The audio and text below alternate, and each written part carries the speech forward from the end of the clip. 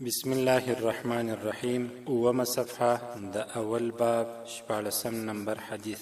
دا حدیث امام مسلم رحمه الله تعالی په خپل کتاب مسلم شریف کې را نقل کړی دی. جناب نبی کریم صلی الله علیه وسلم فرمایي الطهور شطر الایمان. لفظي ترجمه او ژباړه داسې ده: الطهور پاکي، شطر حصہ ده، الایمانی د ایمان. د دې حدیث قدرمنو مطلب او مقصد دا دی: رسول الله صلی الله علیه وسلم فرمایلی چې د ایمان یو حصہ پاکی ده. انسان نارینه او ښځینه د خپل بدن، د خپل جامو او د خپل ځای، د خپل مکان، د خپل استوګنې ځای او د اوسېدلو ځای باید پاک وساتي. ځکه پاکوالی په یو بل حدیث شریف کې راځي چې نصف الایمان دی، د ایمان نیمه حصہ پاکوالی جوړي. یعنی که ایمان وویشو دوه حصو ته یوه حصہ یې پاکی ده. نو رسول الله صلی الله علیه وسلم وفرمایل الطهور شطر الایمان. پاکی د ایمان یوه حصہ ده، یوه برخه ده. لہذا هر څوک په دې باندې مکلف او پابند دی چې د خپلو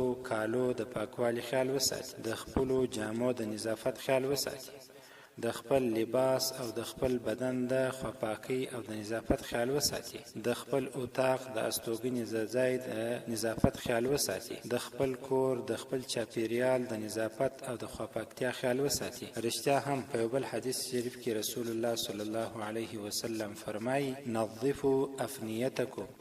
تاسو خپل چاپیریال، خپل شاوخوا پاک کړئ. لہذا هر مسلمان باید نارینه او ښځینه هر وخت په هر ځای کې دا احساس ولري چې زه باید د خپل ځان، د خپل بدن، د خپلو جامو، د خپل اتاق، د خپلې کوټې، د خپل کور د حویلي، د خپل کور د انګړ، د کور د شاوخوا، د کوڅې او د سړک چې د هر انسان څونه په وسپرۍ او څونه مکلف وي د خواپاکۍ خیال وساتي. ځکه چې څوک د خواپاکۍ خیال نه ساتي هغه انسان د ایمان د ضعف علامه ده. ځکه رسول صلی الله علیه وسلم په دې حدیث شریف کې فرمایي چې خواپاکي او طهارت او پاکي او نظافت او خواپاکي د ایمان حصہ ده. لہذا که څوک خواپاکي نه کوي، کله نوکان خیرن وي، کله لاسونه خیرن وي، کله غاړه خیرن وي، کله وریښتان خیرن وي، کله جامه خیرن وي، کله بیا د استوګنې ځای خیرن وي، کله بیا د ناستې ځای خیرن وي، کله د خپل بېدېدو اتاق خیرن وي، او کله بیا د کور انګړ غولي خیرن وي، صحن خیرن وي، د کور شاوخوا خیرن وي. د دغه انسان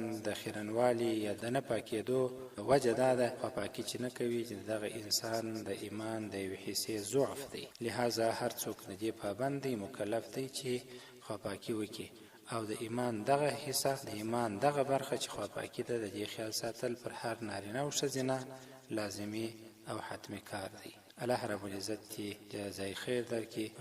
واخر دعوانا الحمد لله رب العالمین.